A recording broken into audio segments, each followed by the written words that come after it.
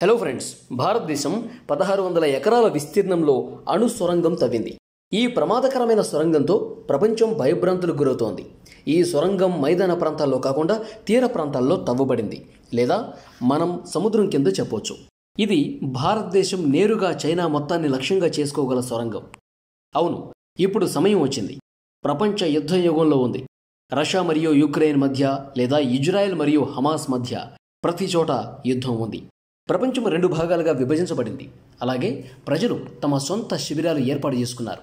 భారతదేశం ఏ శిబిరంలో భాగం కాదు, కానీ దానికి 2 అత్యంత ప్రమాదకరమైన పొరుగు దేశాలు ఉన్నాయని దానికి తెలుసు. ఒకటి చైనా, మరొకటి పాకిస్తాన్. అమెరికా ఎప్పుడూ పాకిస్తాన్ వైపు మొగ్గు చూపుతుందని, భారత్ వైపు తక్కువ మొగ్గు చూపిస్తుందని సూచిస్తోంది. ఇలాంటి పరిస్థితుల్లో చైనా పదే పదే భారత భూమిని స్వాధీనం చేసుకునే దురాశ ధోరణిని అవలంబిస్తే, లేదా పీఓకేని భారత్ వెనక్కి తీసుకోకుండా ఆపితే, ప్రధాని మోదీ 3వ ప్రమాణం చేశారని గుర్తుంచుకోవడం మంచిది.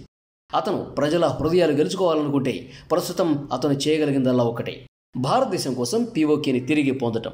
అందుకే నిరుద్యోగం మరియు ద్రవ్యోల్బణం తగ్గించడానికి సమయం పడుతుంది. అలాగే దీర్ఘకాలిక లక్ష్యాలు అవసరం. కానీ మోడీ తన స్థానాన్ని కాపాడుకోవాలని మరియు తన ఇమేజ్ని సరిదిద్దుకోవాలనుకుంటే, అతను పీఓకేని తిరిగి భారతదేశానికి తీసుకురావడానికి ఒక పెద్ద అడుగు వేయవచ్చు. అలాగే అలా చేయడానికి అతను అన్ని ప్రయత్నాలు చేస్తాడు. భారతదేశం పీఓకేని తిరిగి స్వాధీనం చేసుకోవడానికి అతిపెద్ద అడ్డంకి పాకిస్తాన్ యొక్క ఐఎస్ఐ గూఢచార సంస్థ కాదు. ఏ స్థాయిలోనైనా భారత సైన్యాన్ని ఎదుర్కొనే శక్తి లేదా సామర్థ్యం పాకిస్తాన్ సైన్యానికి లేదు. భారత్ పీఓకేని వెనక్కి తీసుకోవడానికి అడ్డుగా నిలుస్తున్నది చైనా మాత్రమే. చైనాను ఎదుర్కోవడానికి భారతదేశానికి కనిపించని అణుశక్తి అవసరం. అది ఆకాశంలో ఉపగ్రహాలు లేదా సముద్రంలో గస్తీ తిరిగే యుద్ధ విమానాల ద్వారా గుర్తించబడదు మరియు ఆ పనిని చేయగలదు. మన అణు జలాంతర్గాములు. అవును మిత్రులారా, జలాంతర్గాములను గుర్తించడం చాలా కష్టం. మరియు భారతదేశం వద్ద అణు రియాక్టర్ ఆధారిత జలాంతర్గాములున్నాయి. అయితే డీజిల్తో నడిచేది కాదు. ఈ అణుశక్తితో నడిచే జలాంతర్గాములు నిశ్శబ్దంగా ఉంటాయి. వాటిని గుర్తించడం కష్టతరం చేస్తుంది. ఇంధనం నింపకుండా ఎక్కువ కాలం నీటి అడుగున ఉండగల సామర్థ్యాన్ని కలిగి ఉంటాయి. నెలల తరబడి ఉంటాయి. అలాగే లోతుగా డైవ్ చేయగలవు. ఈ జలాంతర్గాములు భారతదేశంలో అందుబాటులో ఉన్నాయి. అలాగే భారతదేశం అగ్ని 5 మరియు బ్రహ్మోస్తో సహా ప్రపంచంలోని అత్యుత్తమ క్షిపణి వ్యవస్థలు కలిగి ఉంది. భారతదేశం కోరుకుంటే అణుశక్తితో నడిచే క్షిపణులను సమర్థవంతంగా ఉపయోగించడం ద్వారా చైనాలో గణనీయమైన విధ్వంసం కలిగించవచ్చు. ప్రత్యేకించి భారతదేశం పీఓకేని తిరిగి స్వాధీనం చేసుకునేందుకు ప్రయత్నిస్తున్న సందర్భంలో చైనా జోక్యం చేసుకోవడానికి ప్రయత్నం చేయవచ్చు. అందుకే దీన్ని జాగ్రత్తగా వినండి.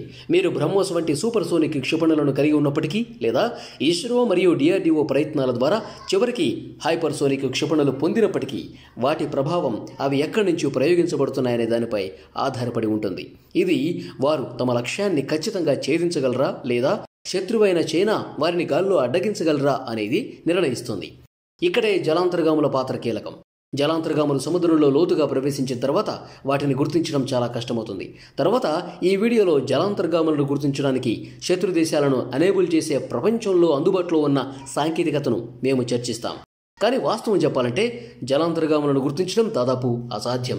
ఈ జలాంతర్గాములను నీటి అడుగున తరలించవచ్చు. కాబట్టి మీ లాంచ్ ప్యాడ్ మొబైల్ అయితే మీరు ఎక్కడి నుంచి దాడి చేస్తారో శత్రువుకు తెలియదు. భారతదేశం మొత్తం బంగాళాఖాతం తన ఆట స్థలంగా కలిగి ఉంది. ఈ అనువాదం పొరుగు దేశాలతో, ముఖ్యంగా చైనా సంభావ్య వైరుధ్యాల సందర్భంలో అణు జలాంతర్గాములు మరియు క్షిపణి వ్యవస్థలతో భారతదేశం యొక్క వ్యూహాత్మక ప్రయోజనాలను హైలైట్ చేస్తూ అసలు వచనం యొక్క సారాంశాన్ని సంగ్రహిస్తుంది. భారతదేశం తన జలాంతర్గాములను బంగాళాఖాతంలో ఎక్కడైనా ఉంచగలదు. అలాగే అక్కడి నుంచి చైనాను పూర్తిగా లక్ష్యంగా చేసుకోగల సుదూర క్షిపణులను ప్రయోగించగలదు. ఇది మొదటి పాయింట్. ఇక రెండవ అంశం ఏంటంటే, జలాంతర్గాములు డాక్ చేయబడిన మరియు నిల్వ చేయబడిన ప్రదేశాలను ఆకాశం నుండి ఉపగ్రహాల ద్వారా పర్యవేక్షించవచ్చు. దీనికి పరిష్కారం భూగర్భ జలాంతర్గామి స్థావరం. అటువంటి జలాంతర్గామి స్థావరాన్ని భారతదేశ తీరాలకు సమీపంలో నిర్మించినట్లయితే ఇక్కడ జలాంతర్గాములను ప్రయోగించవచ్చు. అలాగే ఎగువ నుండి చూడలేని చోట అది సముద్రం కింద భూగర్భ నౌకాశ్రయం అవుతుంది. భారతదేశం ఇప్పటికే ఐఎన్ఎస్ వర్ష అనే ప్రాజెక్టు ప్రారంభించింది. ఇది ప్రస్తుతం అభివృద్ధిలో ఉంది. ఈ ప్రాజెక్టులో భాగంగా ఆంధ్రప్రదేశ్లోని రాంబిల్లి ప్రాంతంలో ఒక స్థావరాన్ని నిర్మిస్తున్నారు. ఇక్కడ సముద్రం కింద 1600 ఎకరాల భూమిని తవ్వి భూగర్భ స్థావరం, భారీ సొరంగం సృష్టించడం జరుగుతోంది. 1600 ఎకరాల విస్తీర్ణంలో ఉన్న ఈ సొరంగం భారతదేశం యొక్క అణుశక్తితో నడిచే జలాంతర్గాముల కోసం నీటి అడుగున పార్కింగ్ స్థలంగా అభివృద్ధి చేయబడుతోంది. ఇది భారతదేశ అణు జలాంతర్గాములకు భూగర్భ, సముద్రగర్భ పార్కింగ్ స్థలంగా ఊహించుకోవచ్చు. జాగ్రత్తగా వినండి. జలాంతర్గాములు ఉపరితలంపై ఉన్నప్పుడు వాటిని ఉపగ్రహాల ద్వారా గుర్తించవచ్చు.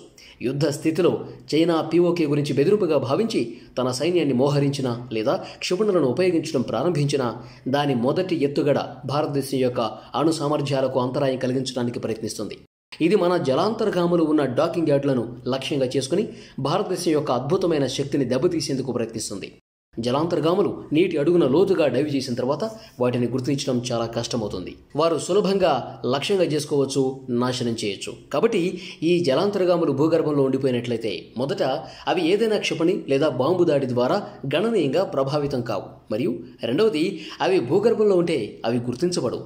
అండర్గ్రౌండ్ సబ్మెరైన్ బేస్ సముద్రం కింద సొరంగం లోపల దాదాపు మునిగిపోయే సబ్మెరైన్లను కలిగి ఉంటుంది. అక్కడి నుంచి వాటిని సముద్రంలోకి లోతుగా ప్రయోగం చేయొచ్చు. ఇది వారి స్థానం, ప్రయోగ సమయాలు మరియు డాకింగ్ సమయాలను ట్రాక్ చేయడం చాలా కష్టం.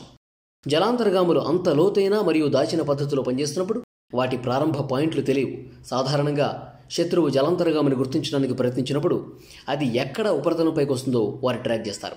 ఈ పాయింట్లను గమనించడం ద్వారా వారు జలాంతర్గామి యొక్క మార్గం లేదా మార్గాన్ని నిర్ణయించగలరు.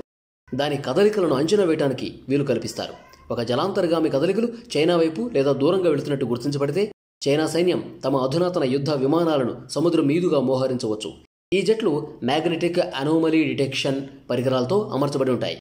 ఇవి సబ్మెరైన్లను ఆపరేట్ చేయడం ద్వారా ఉత్పత్తి అయ్యే అయస్కాంత క్షేత్ర క్రమరాహిత్యాలను గుర్తించగలవు. జలాంతర్గాములు అవి పనిచేసేటప్పుడు కొంత స్థాయి అయస్కాంత తత్వాన్ని ఉత్పత్తి చేస్తాయి. అలాగే MAD పరికరాలు ఈ క్రమరాహిత్యాలను గుర్తిస్తాయి.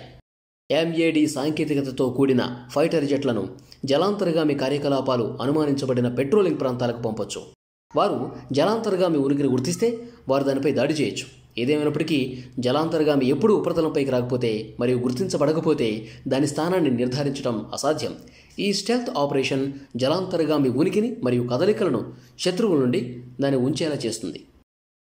ట్రాకింగ్ మరియు అంతరాయాన్ని చాలా కష్టతరం చేస్తుంది. ఇది కేవలం ఈ పాయింట్ దాటి ఊహాగానాలు చేయొచ్చు. ఇంకేం జరగదు. ఆంధ్రప్రదేశ్లోని రాంబిల్లిలో భారత్ నిర్మిస్తున్న INS వర్ష తరహాలో భూగర్భ నౌకాదళ స్థావరం నిర్మిస్తే శాటిలైట్ సేవలకు పూర్తిగా ఎగ్గొట్టడమే అతిపెద్ద విషయం. జలాంతర్గాములు ఉపరితలం కానట్లయితే వాటి కోసం శోధించే ప్రధాన పద్ధతి ఇది. గుర్తుంచుకోండి, డీజిల్తో నడిచే జలాంతర్గాములు వాటి బ్యాటరీలను రీఛార్జ్ చేయడానికి, గాలిని తీసుకోవడానికి పదే పదే ఉపరితలం మీదకు రావాలి. వారు ఒక స్నార్కెల్ ఉపరితలం పైన విస్తరించి ఉన్న ఒక గొట్టం వాటిని ఊపిరి పీల్చుకోవడానికి అనుమతిస్తుంది. అప్పుడు అవి లోతైన డైవ్లకు తిరిగి వస్తాయి. ఇవి లోతులో పనిచేస్తాయి లేదా పెరిస్కోపులను ఉపయోగిస్తాయి. ఇది ఒక ప్రత్యేక రకమైన టెలిస్కోప్ చుట్టూ చూడటానికి ట్యూబ్ ద్వారా విస్తరించి ఉంటుంది. జలాంతర్గాములు స్నార్కెల్లు లేదా పెరిస్కోపులను ఉపయోగించినప్పుడు శత్రువును గుర్తించే ఉపరితల రాడార్ల ద్వారా వాటిని గుర్తించవచ్చు. జలాంతర్గామి పూర్తిగా నీటి అడుగున డైవ్ చేయబడి పూర్తిగా పైకి లేచి పూర్తిగా నీటి అడుగున దాని గమ్యాన్ని చేరుకుంటే దాని గురించి తెలుసుకోవడం చాలా కష్టం. మరియు ఇది అన్ని జలాంతర్గాములలో అత్యంత శక్తివంతమైంది. బంగాళాఖాతంలో భారతదేశం యొక్క INS వర్ష లాంటి లాంచ్ ప్యాడ్ను ఉపయోగిస్తుంది. ఈ సందర్భాలలో భారతదేశం చైనాను లక్ష్యంగా చేసుకోవడానికి ప్రయత్నిస్తుంది. భారతదేశం నుండి POK మిషన్లో చైనా యొక్క దూకుడును అణగదొక్కడానికి ప్రయత్నాలు చేస్తుంది.